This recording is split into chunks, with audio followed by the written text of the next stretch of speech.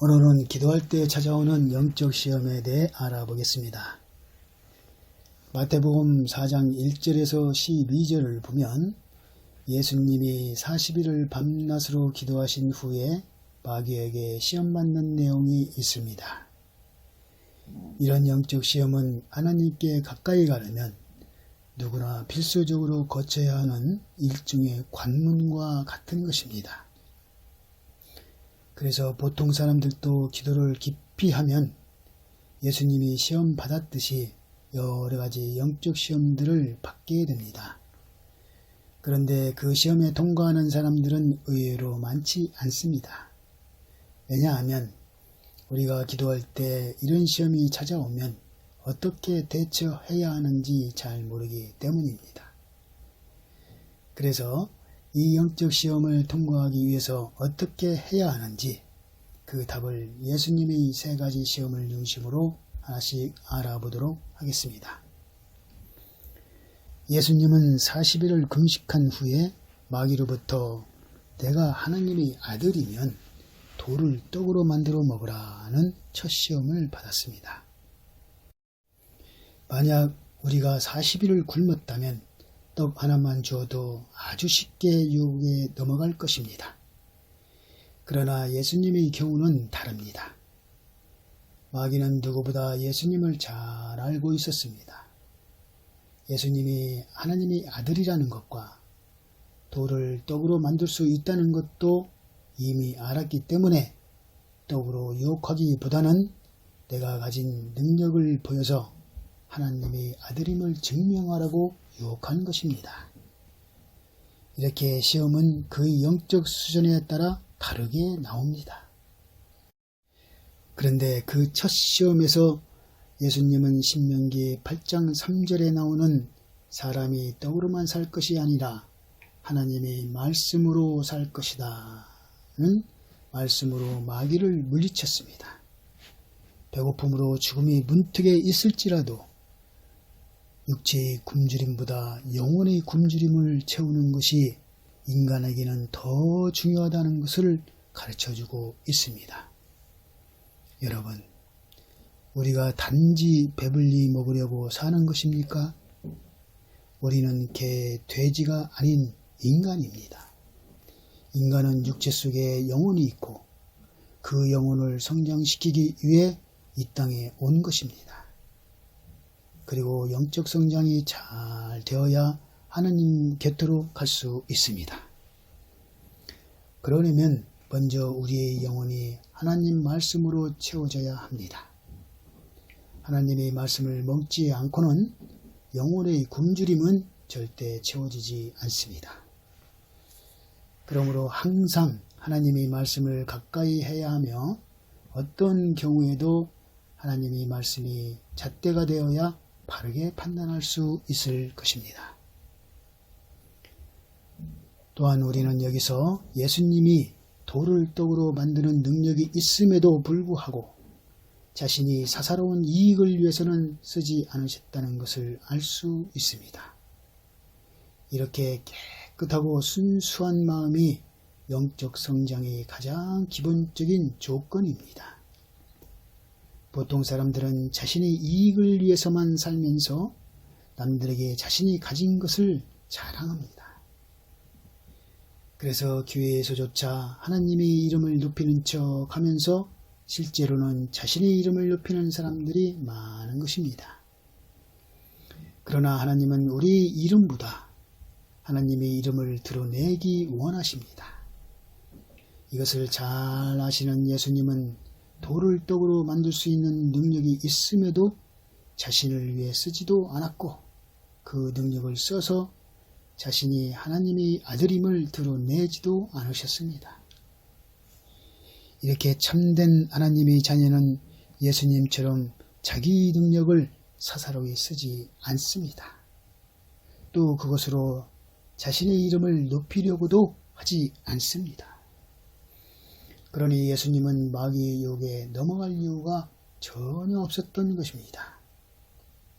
이렇게 예수님은 사사로운 욕심이 없었기에 결과적으로 자신이 하나님의 아들임을 세상에 증명하셨습니다. 다음으로 예수님이 두 번째 시험을 보겠습니다. 마귀가 예수님을 성전 꼭대기에 세우고 내가 하나님의 아들이라면 뛰어내려도 하나님이 사자들을 시켜서 너를 받아 돌에 부딪히지 않게 해줄 것이라고 유혹합니다. 이에 예수님은 도리어 신명기 6장 16절 말씀인 하나님을 시험하지 말라고 응답하셨습니다. 우리는 보통 하나님이 자녀라면 고난과 시련이 없을 것이라고 생각합니다. 그러나 우리가 하나님을 믿더라도 인간으로 사는 한 얼마든지 고난이나 어려움에 빠질 수 있습니다. 왜냐하면 이 땅의 모든 것은 하나님의 계획이기 때문입니다. 그런데 한 치 앞도 모르는 인간이 하나님의 깊은 뜻을 감히 헤아릴 수도 없으면서 고난과 시련을 준다고 하나님을 원망하거나 의심합니다. 그러나 고난 속에 있는 사람은 하나님의 뜻을 구하면서 하나님이 주신 고난으로 순종함을 배워야 합니다. 이것이 바로 하나님을 바르게 믿는 것이고 하나님을 시험하고 내 뜻대로 하려는 것은 곧 하나님을 불신하고 있다는 증거입니다. 그러므로 하나님에 대한 조건 없는 신뢰가 영적 시험을 통과할 수 있는 방법입니다. 그리고 이 대목에서 우리가 반드시 점검해야 할 것은 자신의 믿음에 대한 성찰입니다. 오늘날 교회가 저지르는 잘못 중 하나가 하나님이 교회에만 있다고 생각하는 것입니다. 많은 교인들이 지금 잘 산다고 교회를 다닌다고 직분을 가지고 있다고 해서 하나님이 나만 특별히 사랑한다고 믿습니다. 이런 우월의식은 사람을 자만에 빠지게 하고 비이성적으로 만들어 자칫 잘못하면 합리적이지 못한 광적인 믿음으로 이어질 수 있습니다. 그래서 광신도들이 나오는 것이고 그런 사람들이 마귀가 높은 곳에서 떨어지라고 유혹하면 하나님이 나만은 구해줄 것이라는 자만심을 가지고 막무가내로 그 말을 따르는 것입니다. 광적인 믿음은 이기적이고 공격적인 행동까지 서슴없이 하게 만듭니다. 그래서 많은 사람들에게 피해를 주고 결국 자기 자신까지도 불행에 빠지게 합니다. 만물의 통치자이신 하나님은 교회에만 계시는 것이 아닙니다. 온 누리에 하나님의 빛이 어느 한 곳이라도 머물지 않는 곳이 없듯이 교회 밖에는 더 많은 하나님의 자녀들이 있습니다. 그래서 예수님이 지금 이 순간에도 길 잃은 어린 양을 찾아다니시는 것입니다. 우리가 스스로 하나님의 자녀라고 믿고 있다면 그리고 하나님의 말씀을 세상 끝까지 전하려고 한다면 나와 다른 생각을 하는 사람이라도 내 주장을 내세우기 전에 그를 진심으로 포용하고 그를 위해 기도하는 성숙한 그리스도인의 모습을 보여주어야 합니다. 하나님은 오늘날 우리에게 바로 이런 모습을 요구하고 계실 것입니다. 그러므로 우리는 배려와 포용을 기본적으로 가지고 있어야 영적 성장을 이룰 수 있습니다. 다음으로 예수님의 세 번째 시험을 보겠습니다. 마귀는 천하 만국과 그 영광을 보여주며 내게 경배하면 이 모든 것을 주겠다고 유혹했습니다. 여러분, 만약 기도 중에 어떤 영적 존재가 자칭 하나님이라고 하면서 이제부터 나를 따르라고 하면 어떻게 하겠습니까? 우리가 지금 성경에 마귀라고 쓰여 있어서 마귀인 줄 아는 것이지 실제로 기도 중에 이런 일이 일어나면 과연 그가 마귀인지 하나님인지 제대로 분별할 수 있는 사람은 많지 않을 것입니다. 왜냐하면 마귀는 여러분 앞에 절대로 마귀의 모습으로 나타나지 않기 때문입니다. 그렇게 나타나면 아무도 속아 넘어가지 않을 것입니다.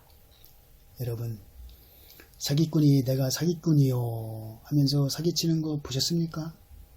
마찬가지입니다. 마귀는 우리에게 하나님의 이 모습으로 그럴듯하게 가장하고 나옵니다. 그러면 아마도 우리들 중에는 그것이 마귀인 줄도 모르고 아이쿠 하나님 아버지 하고 속아 넘어가는 사람이 분명히 있을 것입니다. 여러분, 욕심없는 순수한 마음을 가지고 항상 정신이 깨어 있어야 바르게 분별할 수 있습니다. 하나님은 천하 만국과 그 영광을 믿기로 우리를 유혹하는 분이 아닙니다. 하나님은 우리에게 영광을 주는 분이 아니라 하나님의 일을 맡기는 분입니다. 그리고 그 일의 열매로 인해 하나님의 영광을 받으시는 것입니다. 이것을 잘 알고 있는 사람은 절대 마귀에게 속지 않습니다. 예수님이 바로 그런 분이셨습니다. 그래서 사탄아 물러가라 하고 말씀하신 것이고, 그 한마디로 시험에 통과해서 마귀가 물러가고 천사들의 수종을 받으신 것입니다. 우리가 여기에서 알아야 할 것은 명확한 분별심이 영적 시험에 통과할 수 있는 기본 자질이라는 것입니다.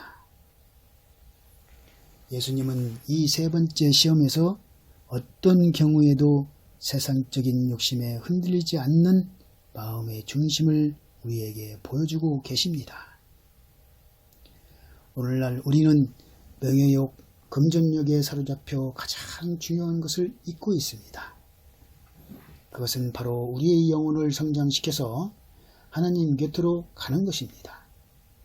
그런데 우리는 이 본래의 목적을 잊은 채 엉뚱한 것에 한눈을 팔고 있습니다. 천하 만국과 그 영광을 가지고 있는 사람도 하나님 나라에 다 들어갈 수 있는 것이 아닙니다. 하나님은 세상적인 것을 보시는 것이 아니라 마음의 중심을 보십니다. 중심이 바른 사람은 세상적인 것에 크게 집착하지 않고 하나님 나라와 그 의에 적합한 사람이 되기 위해 끊임없이 노력합니다. 그래서 성경에서도 세상과 구별되는 사람이 되라고 강조하고 있는 것입니다. 우리는 이것을 명심하고 마음의 중심을 바르게 해야겠습니다. 지금까지 예수님이 받으신 시험을 중심으로 우리가 영적 시험에 어떻게 대처해야 하는지 이야기를 나누어 보았습니다. 실제로 우리가 기도를 하다 보면 별의별 일이 다 일어납니다. 환청이 들리거나 환상이 보이기도 하고 누군가 영적으로 말을 걸어오기도 합니다. 이런 것들은 기도가 조금씩 깊어지면 당연히 나오는 현상들입니다. 그리고 우리의 영혼이 성장하려면 이런 현상들은 불가피하게 거쳐야 하는 과정입니다. 그러므로 어떤 시험이 우리 앞에 온다고 해도 바른 정신으로 침착하게 대처하시면 됩니다. 예수님은 우리가 기도 중에 만나는 시험을 잘 통과할 수 있도록 자신이 경험을 바탕으로 모범 답안까지 알려주셨습니다. 시험은 나의 영적 상태를 점검하는 좋은 기회입니다. 그리고 시험에 통과해야 다음 단계로 나아갈 수 있습니다. 만약 여러분이 결정적인 순간에 욕심을 내거나 마음속에 내려놓지 못한 것이 하나라도 있다면 시험에 절대 통과하지 못할 것입니다. 그러나 위에서 말씀드린 방법을 가지고 바르게 대처하여 시험에 통과하면 그만큼 영적 성장을 이루어 가게 될 것입니다. 여러분 모두 바른 마음으로 영적 시험에 잘 대처해서 계속 하나님 앞으로 더 가까이 나아가는 성도가 되시길 축원드립니다. 감사합니다.